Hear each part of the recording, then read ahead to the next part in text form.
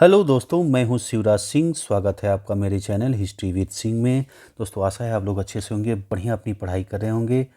तो दोस्तों, आप जो है यूजीसी नेट की जो सिलेबस का शब्दावलियाँ हैं वो आप देख रहे हैं। पिछली वीडियो में भी आपने देखा। अगर नए आए हैं तो सब्सक्राइब कर लीजिए। तो यूजीसी नेट के हिस्ट्री के पेपर में तो ये काम में आएगा ही, साथ में अगर और कोई भी हिस्ट्री की आप एग्ज़ाम दे रहे हैं तो उसमें भी ये काम में आपके आएगा। ठीक है, तो आज आप देखेंगे दोस्तों वर्णाश्रम के बारे में आप जानेंगे। तो देखिए, प्राचीन भारतीय समाज वर्ण व्यवस्था पर आधारित था।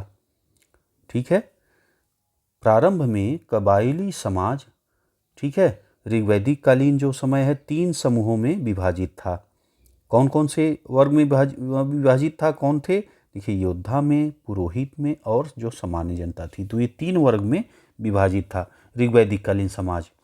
ठीक है, और देखिए, यह विभाजन पेशे या कर्म पर आधारित था। चौथा विभाजन अर्थात शूद्र ऋग्वैदिक काल के अंत में हुआ। ठीक, ऋग्वैदिक काल था, उसके बाद फिर उत्तर वैदिक काल आता है। यह आपने पढ़ा है, मैंने आपको बताया है, आपने देखा है। अगर नहीं आपने वीडियो देखा है तो देख लीजिएगा, जिससे उत्तर वैदिक काल में वर्ण व्यवस्था प्रणाली में महत्वपूर्ण परिवर्तन हुए।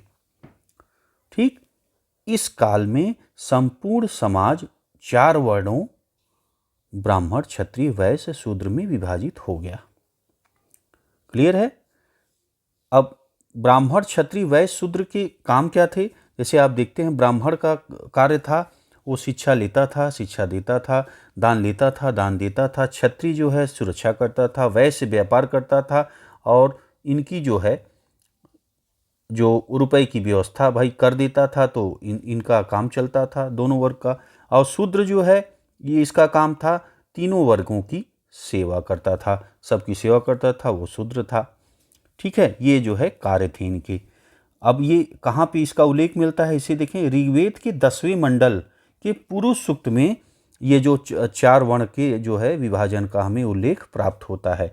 ठीक है, अब और देखिए, 19वीं शताब्दी के एक जर्मन इंडोलॉजिस्ट थे मैक्स मूलर, जो है ने जो निर्धारित तिथि के अनुसार ऋग्वेद संहिता काल लगभग 1200 ईसा पूर्व से 1000 ईसा पूर्व के बीच बताया गया है। ठीक है, इन्होंने क्या ऋग्वेद संहिता का समय क्या बताया है? 1200 से 1000 ईसा पूर्व तक बताया है। ठीक है, लेकिन दोस्तों ये अलग अलग आपको मिलेंगे जो विचार हैं। जैसे आप कहीं पढ़ेंगे तो आपको मिलेगा कि 6000 से लेके 1000 ईसा पूर्व तक का समय था, कहीं पे आपको 1500 से लेके 1000 दिखेगा। तो ऐसे अलग अलग जो विद्वान हैं उनके अलग अलग विचार हैं, इसलिए जो अवधि है वो अलग अलग दिखती है। ऐसा प्राचीन इतिहास में हमें देखने को मिलता है, क्योंकि पक्का जो है कंफर्म हमें कोई डाटा उपलब्ध, जैसे आप देखते हैं आधुनिक इतिहास में है डाटा हमारे पास उपलब्ध है। जो ब्रिटिश यहाँ पे शासन कर रहे थे वो हर चीज़ जो है लिखित रूप में रखते थे, लेकिन ऐसा हमें प्राचीन इतिहास में देखने को नहीं मिलता है।